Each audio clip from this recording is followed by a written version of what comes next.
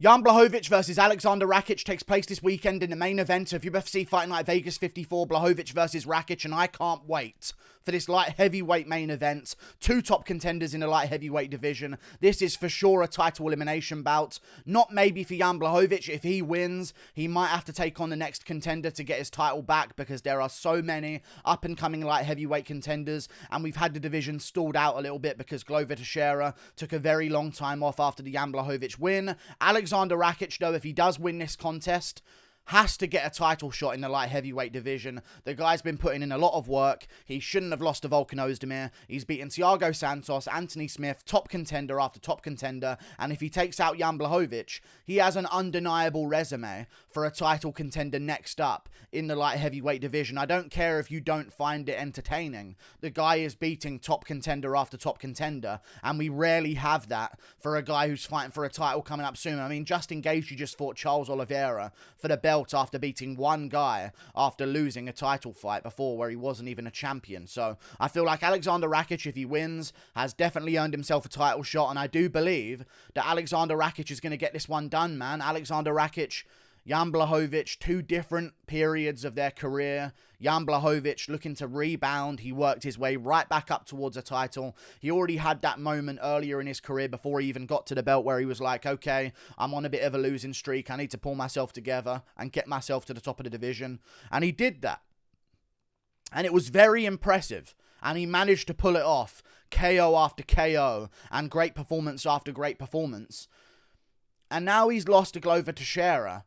Either Jan Blachowicz had the worst performance of his entire career, or he got a little comfy at the top, because you see a lot of stuff going around with Jan Blachowicz. He's in this film. He's appearing in this movie over in Poland. He wants to dabble in acting. I remember he did an Ariel Helwani interview in the build-up to the Glover Teixeira fight, and he was basically talking about how he was on set, and he was all suited up and stuff like that, and he was about to go and perform and be a builder in this show over in Poland and stuff like that. And I feel like Aleksandar Rakic, because of his boring fight style in the eyes of many, he hasn't really had that moment of superstardom yet. He hasn't had his accomplishment yet. He's still hungry for that, and he's been training this entire time, and he's been training all the way from his last fight until now. And one thing I do want to mention, before I even get into the more technical side of things with this matchup, Jan Blachowicz got injured in the middle of this training camp.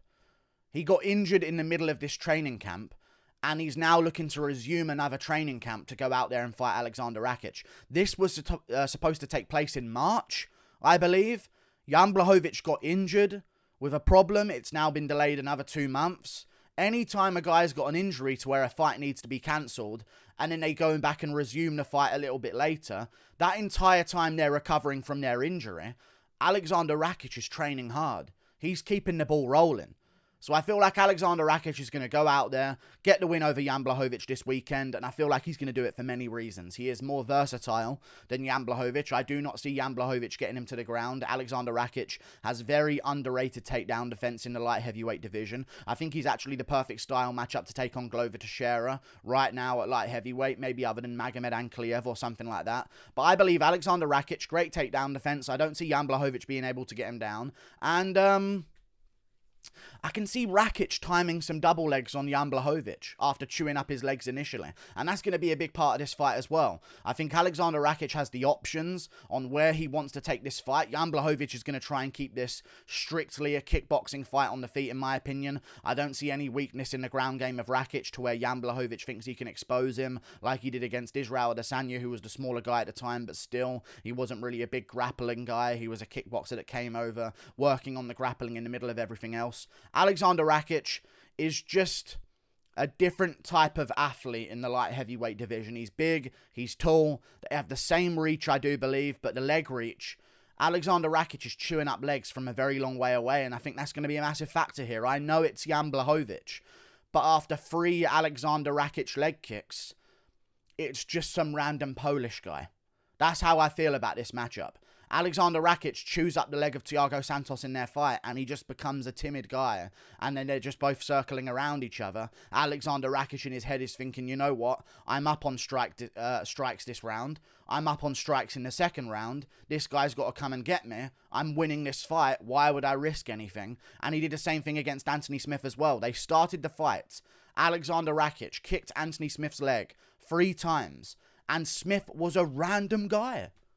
He was just some random guy in there with Aleksandar Rakic, like the leg kicks from Rakic. I know that Jan Blachowicz dealt with them well against Israel Adesanya, but with Rakic, they're quicker, they're with intense, they're way more powerful than Israel Adesanya's leg kick. And I feel like he's going to be more okay to box in the first place and then mix in the leg kicks as well. I mean, he seems to time them so perfectly well. I think he's just going to chew up the legs of Jan Blachowicz and give him some real problems. And also with the threat of the takedown from Aleksandar Rakic that he might try and implement early on, it's going to lead Jan Blachowicz to not really want to lift that lead leg up and not really want to try and check all of the kicks. The reason why he could check so many great kicks against Israel Adesanya is because he knows there's no takedown coming. He doesn't mind if he ends up on one leg.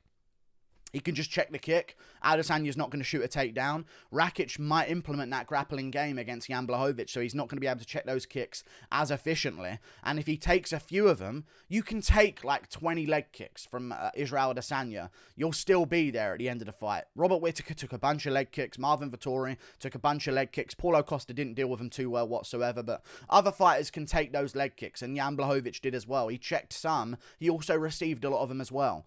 You can't receive leg kicks from this man. Built like a horse. Like his legs are just a different level of leg than we've seen in any UFC division. And I think he's going to chew up Jan Blachowicz's legs. His lead leg's going to be gone. Jan Blachowicz is going to start switching stances. His destroyed leg is going to be on the back foot. And I think that's where Aleksandar Rakic is good. He's going to start driving through with some double legs onto that weakened rear leg of Jan Blachowicz, and he's not going to be able to support himself, and we're going to see like an Aleksandar Rakic half-guard camp over the 5 rounds. I think we're going to see a 50-45 or 49-46 Aleksandar Rakic. I could see him maybe getting dropped off balance in one of the rounds, and Jan Blachowicz has a moment in one of the rounds where he stuffs a takedown and starts landing some good kicks and punches here and there, but Rakic's chin is worrying, and that's the only problem I have when I'm predicting this matchup. I'm worried about Aleksandar Rakic's chin, because I look at his chin, and it isn't a good chin. And you can just look sometimes and know, okay? You can just look and know. He's got that Oliveira-looking chin, and Oliveira's recovery is really good, and I have no doubt that Rakic's is as well. He's got that Dillashaw shape, that Oliveira shape. There's no broadness. It's all just a little thin point, like an Anthony Joshua-shaped chin. You know what I mean? And I'm worried for him in this matchup. I'm really worried about maybe Jan Blachowicz catching him on the chin. However, when Aleksandar Rakic fights, he's very timid with the boxing exchanges. So I don't think he's going to be in any chance of getting hooked by Jan Blachowicz, because he's rarely trading in the pocket. He's normally a straight shot type of guy, straight right hands, jabs at range. He'll then jab and straight right hand into some kicks afterwards.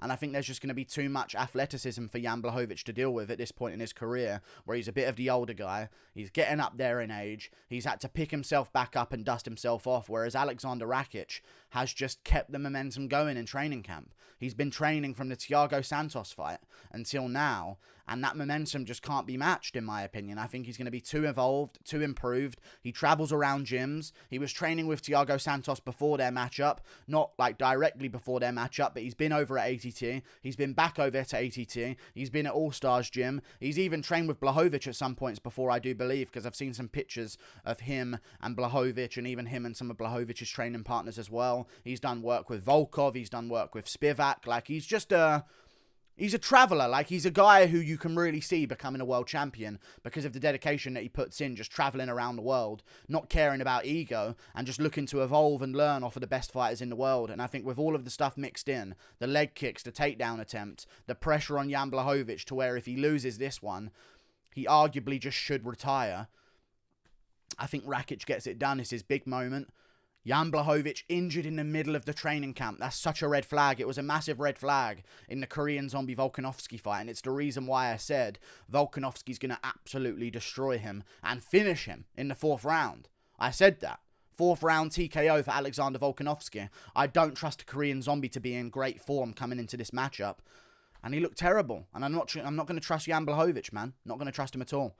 I'm going to go with Aleksandar Rakic, and I think if he wins this one, he definitely should get a title shot. I don't think he beats Yuri. I think Yuri's the type of wild man that could push him backwards and make him worry and get him into like a sloppy exchange and then come out on top of it. But I think he could beat Glover Teixeira because, again, those leg kicks, destroy legs. They're not like a investment shot. It's like a couple of them, and the fighter is no more.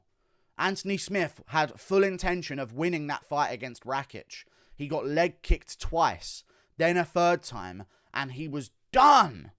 I can't ignore that, man.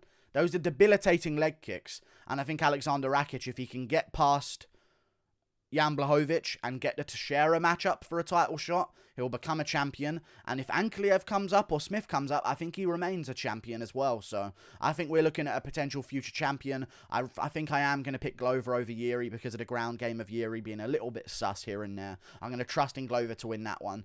But yeah, looking forward to these matchups coming up soon. I'm Team Rakic. Loser of this one, I guess, if they want to stick around, can maybe take on the winner of Thiago Santos versus Jamal Hill. Tough time at light heavyweight because there's not a lot of guys on the slide. There's a lot of, like, all of the guys that are coming off losses have got to take guys coming off wins. You know what I mean? So you've got, like, Jan Blachowicz coming off a loss, taking on Aleksandar Rakic on the way up. Santos coming off losses, taking on Jamal Hill coming up. Like, there's a lot of that type of dynamic in the division. Maybe Paul Craig deserves a jump up against the loser of this one. I'm looking forward to it though. Aleksandar Rakic, decision win. Maybe loses a round for getting dropped off balance, or maybe taking a couple of big shots and not doing enough damage back. And I'm going to call a 49-46 unanimous decision for Aleksandar Rakic. I don't mind the idea of Blachowicz winning though. There's a reason it's very close odds. This is not a lock. This is not, it's over for Jan Blachowicz here. It's nothing like that. Like, there's a real good chance Jan Blachowicz goes out there, looks amazing on the feet, and Rakic can't get him down, and he can't land the leg kicks that he wants to because Blachowicz is checking him. There's a real chance of that. I don't see Blachowicz being perfect for that long. I don't see him being able to catch Rakic on the chin and put him away. And mainly when you see guys that are, like, getting KO'd by Jan Blachowicz, it's Luke Rockhold in the clinch with him after previously being head kicked in the first round, like backing out of the clinch with his hands down by his waist and getting KO'd. And Rockhold doesn't have the best of chins either, let's be real. And you've also got guys like, who else did Jan Blachowicz KO? He KO'd Corey Anderson, who was pressuring forward and threw a leg kick and, like, such close distance with him. And of course got KO'd in that moment. Not the best chin on Corey Anderson either, let's say.